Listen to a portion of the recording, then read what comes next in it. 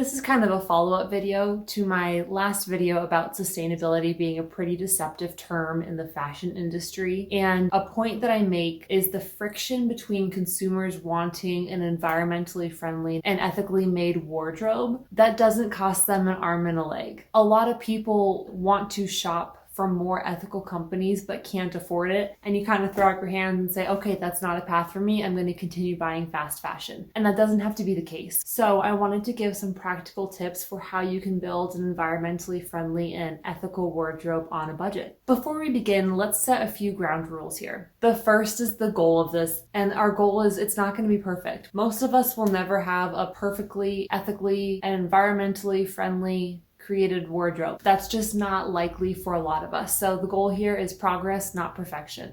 We're also going to be giving ourselves grace because, again, we are not perfect and we're going to be doing the best we can. There are two key principles I want to talk about before we get into the alternative options. The first is reframing what affordability means. If we reframe this into thinking of cost per wear instead of the cost of the overall garment, I think that's going to change your mind a little bit on what affordability looks like.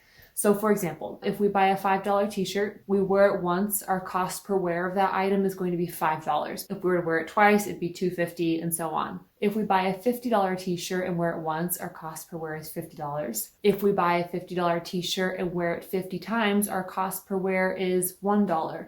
So in that scenario, the $50 t-shirt is going to be a more affordable option for us long term because we're getting more use out of it. That's not to say you have to spend more money to get a lower cost per wear, but if we're buying a $5 t-shirt and only wearing it once, that's not a very affordable option for us. However, if you buy a $5 t-shirt and you wear it 50 times, your cost per wear is 10 cents, and that's amazing. All that to say, if we're buying something and adding it to our wardrobe and we're on a budget, we want to be sure those pieces are going to be used, going to be worn, which means our money is going to good use. The second principle is the principle of fewer better things. I think it might surprise you that you really don't need a lot of clothes in your closet to feel stylish, especially if those clothes are really high quality. We want to be adding pieces to our closet that are going to stand the test of time as far as quality goes. If we buy an item and it breaks down within a year, that's usually disappointing. So if I'm buying something, I want it to be high quality so it has the potential to last me for years and years and years to come. High quality pieces can sometimes be more expensive, but they don't have to be. And a high price certainly does not equal high quality. The last principle to take note of is versatility.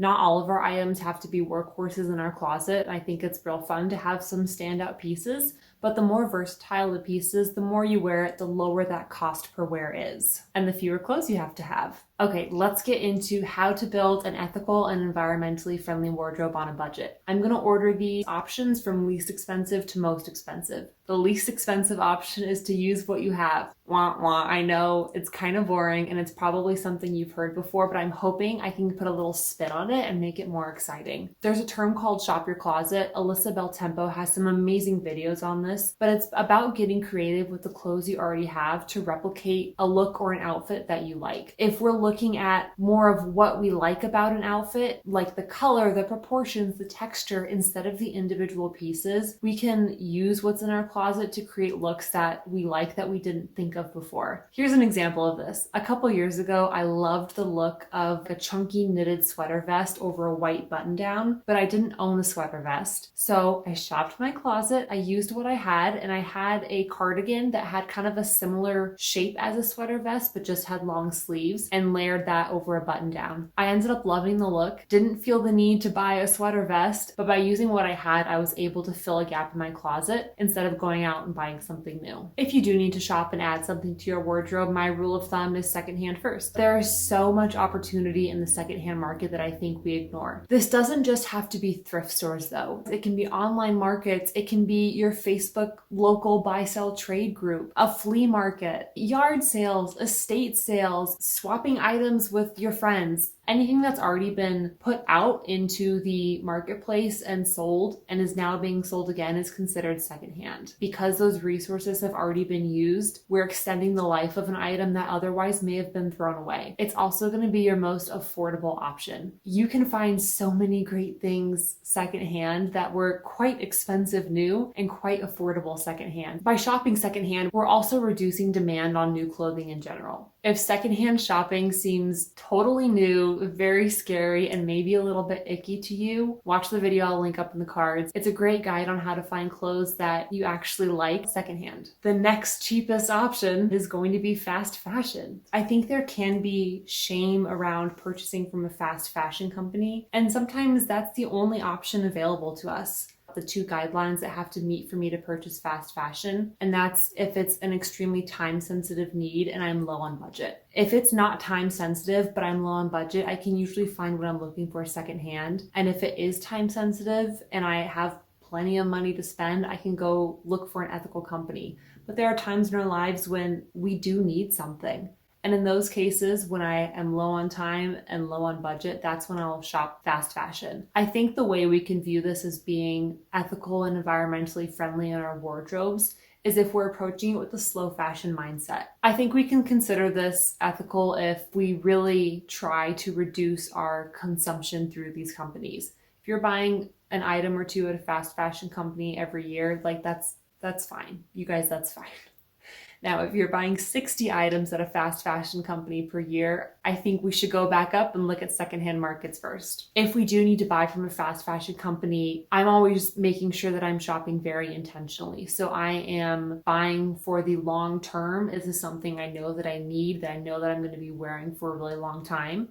And the goal is to keep it in my closet for as long as possible. Okay, so the next most expensive option after fast fashion companies is going to be ethical companies. This is where things get pricey. And I think this is where consumers who want to be more environmentally friendly start looking up these options and realize a dress can be $200 and a t-shirt can be $100. And that's where I think we just kind of give up and say, okay, this isn't for me. I'm just going to shop fast fashion instead. Let's first talk about why ethical companies are more expensive. There's a couple of reasons, but the few I want to touch on is labor. Ethical companies are going to be paying their workers a fair wage. And when I'm talking about a fair wage, I'm not saying it's like they're getting $15 minimum wage and now it's $20 minimum wage. It's like some of these garment workers are making $1.50 in the US per hour when the minimum wage is $15. So if you're going to be paying your workers a minimum wage, that means the cost of your goods is going to increase. Another thing that ethical companies do that a lot of fast fashion companies are moving away from is focus on quality materials. If you've recently been to a mall and browsed through a store and looked at the material content of clothing, it's almost all polyester.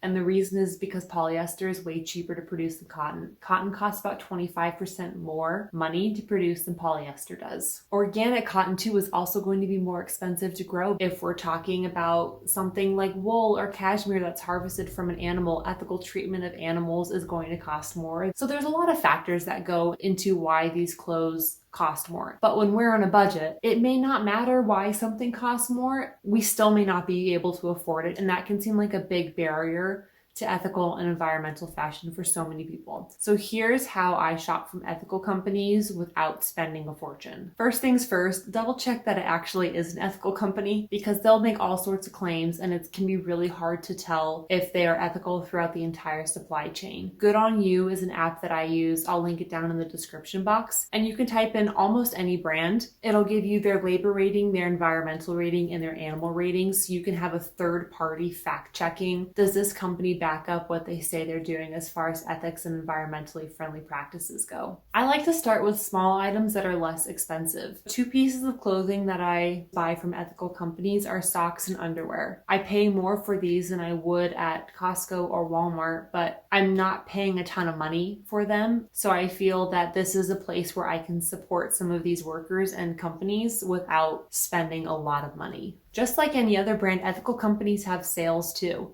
And usually because they're creating fewer lines of clothing per year, they have fewer sales. It might just be one or two big sales a year, but there are times when they're huge sales. Another cool thing that a lot of ethical companies are starting to do is offer resale options. They'll buy back their name brand clothes from their customers and then resell them on their website for a very discounted rate. So there's kind of two pieces of this that are neat. One, you can get beautiful items from an ethical company at a discounted rate. And two, because a lot of these ethical companies only make a few lines a year, a lot of their clothing items become almost like collector's pieces, where they created that years ago and they're never creating it again. So it's kind of a neat almost one-of-a-kind type of piece that you can add to your wardrobe. Another ethical resource that I think so many people forget about is Etsy.